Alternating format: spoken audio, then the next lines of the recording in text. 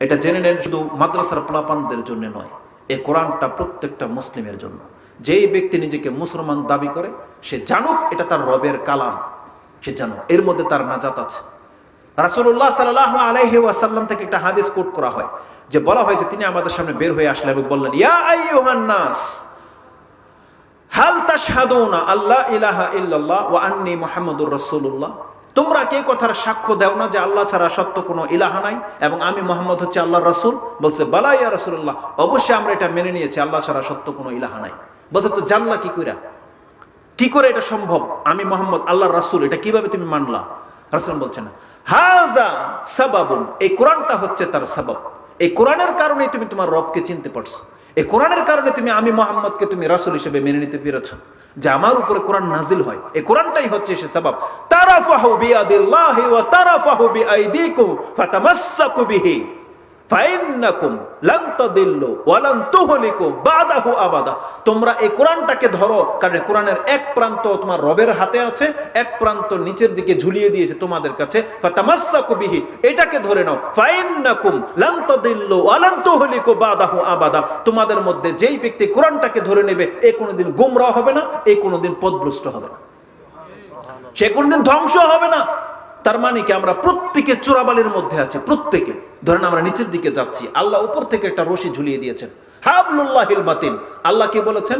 এটাকে ধরো, এটাকে ধরে যে ব্যক্তি থাকবে এটা আল্লাহ তাকে টেনে জান্নাতের দিকে নিয়ে যাবে। কিন্তু কোরআন যে ব্যক্তি ছেড়ে দিবেন, আপনি তো জাহান্নামের দিকে যেতে চাচ্ছেন, ওদিকে চলে যাবেন। এই কোরআন আপনাকে ইয়ারফা, উপর দিকে উঠাবে, আর কোরআন ছেড়ে দিলে আপনি নিচের দিকে যাবেন। মুনাফিকদের সম্পর্কে কি আছে জানেন? ইন্নাল মুনাফিকিনা ফি দারকিল আসফাল, দারক মানে হচ্ছে নিচের দিকে যাওয়া, আর রাফা হচ্ছে উপর দিকে ওঠা। আল্লাহ সুবহানাহু ওয়া তাআলা কোরআনের অনুসারীদেরকে উপর দিকে উঠান, আর কোরআনকে ছেড়ে দেওয়াটাকে নিচের দিকে ডাবা। এই জন্য যারাই কোরআন থেকে দূরে তারা নিচের দিকে চলে যাবে, আর নিচের দিকে জাহান্নাম রয়েছে, আর উপর দিকে আপনার রব রয়েছে। এই জন্য আল্লাহ বলতেছেন এটাকে ধরো, হাবলুল্লাহিল মাতিন, এটা আল্লাহর সুদৃঢ় রশি। যেই ব্যক্তি ধরে নেবে সেই ব্যক্তি নাজাত পেয়ে যাবে। এই কোরআন হচ্ছে সেই কিতাব। তা মুসলিমের মর্যাদা বলতে গিয়ে এতদূর পর্যন্ত আসছি, কিন্তু মুসলিমরা তার ধর্মের এই কদরটা করে না। আপনারা যদি এখান থেকে নসিহত নিতে চান, তাহলে আপনি আপনার জীবনটাকে পরিবর্তন করেন। আপনি মুসলিম হয়ে দেখান আল্লাহকে যে আল্লাহ তুমি যেমন আমাকে মুসলমানের ঘরে জন্ম দিয়েছো, আমিও তোমাকে প্রমাণ করে দিলাম মরার আগ পর্যন্ত আমি মুসলিম থাকবো। ওয়াদা করে নেন আল্লাহর সাথে। কারণ আপনি জীবনে যদি মুসলিম থাকতে পারেন, দেখে নেন আপনি যেদিন মরে যাবেন না, ওই দিন যদি আপনার নামের আগে মুসলিম শব্দটা থাকে, আল্লাহ আপনার সাথে ওয়াদা করতেছেন। এক তো রাসূল বলেছেন যে মুসলিম হলে আপনি জান্নাতে যাবেনই যাবেন, এটা আল্লাহর ওয়াদা। যেই ব্যক্তি তার ইসলামটাকে নষ্ট করে নাই, শিরক করে দিয়ে, কুফরি করে দিয়ে, এই ব্যক্তি যদি আল্লাহর কাছে সাক্ষাৎ করে, তার যদি আকাশ ভরা পাপ থাকে, আল্লাহ বলছেন এই পৃথিবী ভরা ক্ষমা নিয়ে আল্লাহ তাকে ক্ষমা করে দেবেন। কিন্তু শর্ত হচ্ছে আপনাকে আল্লাহর বান্দা হিসেবে থাকতে হবে। আল্লাহর বান্দা অন্তত পক্ষে আপনাকে 5 ওয়াক্ত সালাত পড়তে হবে। এছাড়া আপনার যত পাপ আছে এটা আল্লাহ দেখে নেবে, কিন্তু আপনি প্রথমে আল্লাহর বান্দা হন। আমি যেদিন থেকে এটা জেনেছি, আমি ওই দিন থেকে 5 ওয়াক্ত সালাত পড়ি। আমাকে জানানো হয়েছে যে একজন পাপীর বিচার হবে, কিন্তু বেনামাজের কোনো বিচার নাই। বোঝেন কথা? মানে আপনি যদি মুসলিম হন, পাপী হন, তাহলে আপনার জন্য নেকির পাল্লা ওজন, পাপের পাল্লা মিজান লাগিয়ে দেওয়া হবে। কিন্তু যার নামাজ নাই, ওর জন্য কোনো মিজানও নাই। বিনা শাস্তি, বিনা জিজ্ঞেস করবেন আল্লাহ আপনাকে কিছু, যে তুমি কি আমল করেছিলা। যদি আপনার নামাজ মিসিং থাকে, আপনাকে আল্লাহ হজের কথা, সিয়ামের কথা, জাকাতের কথা, বাপমার খেদমতের কথা, ভালো কোনো কিছুর কথা জিজ্ঞেসই করবেন না। কারণ বেনামাজেরদেরকে ইসলাম মুসলমান বলে না। কোরআন হাদিসে বেনামাজেরদেরকে কাফের বলা হয়েছে, মুশরিক বলা হয়েছে। আর আল্লাহ সুবহানাহু ওয়া তাআলা কাফের মুশরিকদের সাথে কি আচরণ করবেন এটা কোরআনে বলেই দিয়েছেন আল্লাহ, যে কাফের মুশরিকদের জন্য ফালা নুকিমু লাহু ইয়াউমাল কিয়ামাতি ওয়াজনা।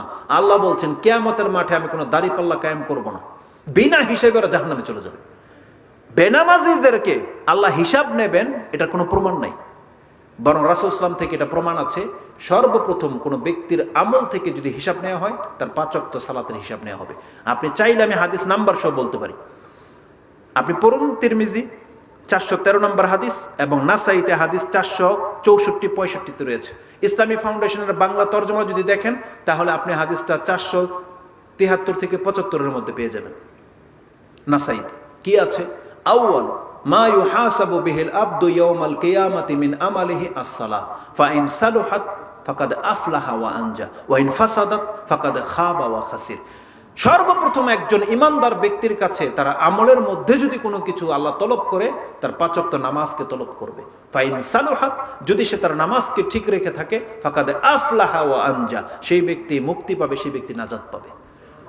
আর যেই ব্যক্তি তার নামাজকে নষ্ট করে দিয়েছে, ফাকাদ খাবা ওয়া খাসির, রাসূল বলছেন সে ধ্বংস হবে, লাঞ্ছিত হবে।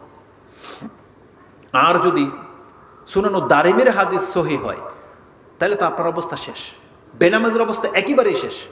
সুনানে দারিমির হাদিসটা কেন সহিহ হয় বললাম, কারণ এটা নিয়ে 2টা মত আছে। এক একটা বর্ণনায় আছে দুর্বল, নাসিরউদ্দিন আলবানী বলেছেন, কিন্তু অন্যান্যরা বলেছেন সহি, কেউ কেউ বলেছেন সহি।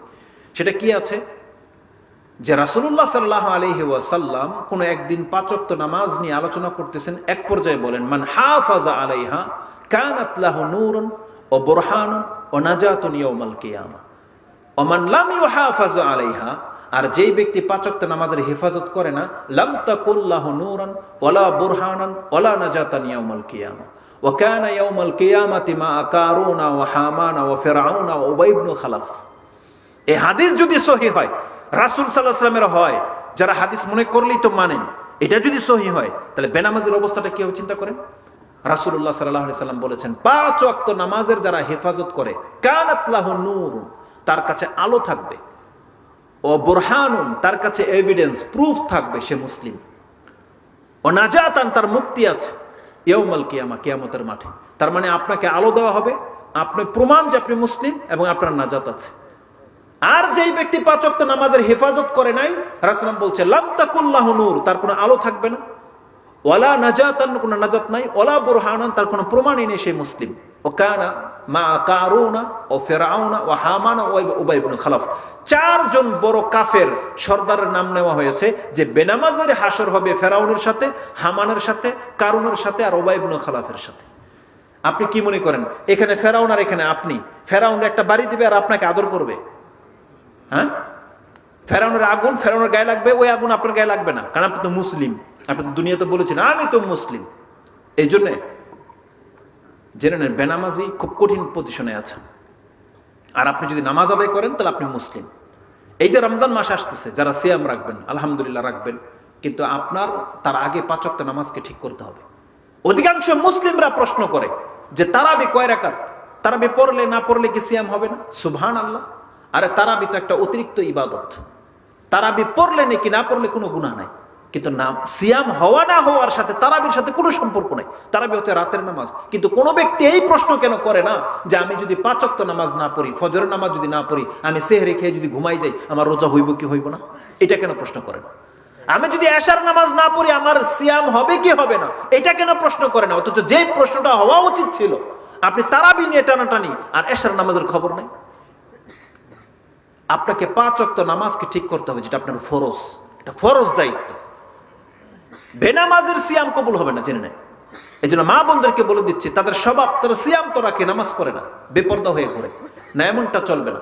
বরং জেনে নেন, যেই সমস্ত মা বোনরা আমাদের চেয়ে ভালো পজিশনে তারা আছে, মাত্র 4টা কাজের কথা আছে আবু দাউদে, মাত্র 4টা কাজ। কোনো মা বোন, কোনো মহিলা, মুসলিম মহিলা যদি মাত্র 4টা কাজ করতে পারে, কোনো মহিলা মাত্র 3টা কাজ, যাদের বিয়ে হয় নাই তাদের মাত্র 3টা কাজ, আর যাদের বিয়ে হয়েছে তাদের 4টা কাজ, মানে যাদের স্বামী আছে। বলা হয়েছে মান সাল্লাত খামসাহা, যেই কোনো মহিলা 5 ওয়াক্ত নামাজ যদি পড়ে, ও আতাত বালাহা, তার স্বামীর আনুগত্য যদি করে, ও সামাত শাহরাহা, যদি রমজান মাসের সিয়াম রাখে, ও হাফিজাত ফারাজাহা, আর তার লজ্জাস্থানের যদি হেফাজত করে, এই 4টা কাজ যদি সে করে আল্লাহর সাথে সাক্ষাৎ করতে পারে, আল্লাহ তাকে জান্নাতের 8 দরজা খুলে দিয়ে বলবে, যেই কোনো দরজা দিয়ে তোমার ইচ্ছা তুমি ঢুকো। এটা আল্লাহ সুবহানাহু ওয়া তাআলা বহু পুরুষকে অপশন দেয় নাই। এই অপশন শুধু কয়েকজন পুরুষ পাবে, যেমন আবু বকর সিদ্দিক পাবে, তার মতো যারা গণ্যমান্য সাহাবী, যারা এমন ইবাদত করেছে তারা পাবে। কিন্তু আমাদের জন্য খোলা হবে না। কিন্তু আমাদের মা বোনদের জন্য, মুসলিমের মহিলাদের জন্য আল্লাহ মাত্র 4টা কাজ করলে জান্নাতের 8 দরজা খুলে দেওয়ার ব্যবস্থা করেছে। এটা খুব সহজ একটা বিষয়। এই জন্য রমজান মাস আসতেছে, এটা তাদের জন্য কি করতে হবে? এই অফারটাকে লুফে নিতে হবে। তো আমি কোথা থেকে এই পর্যন্ত আসছি যে মুসলিম হিসেবে আপনার ইসলামটাকে কদর করতে হবে।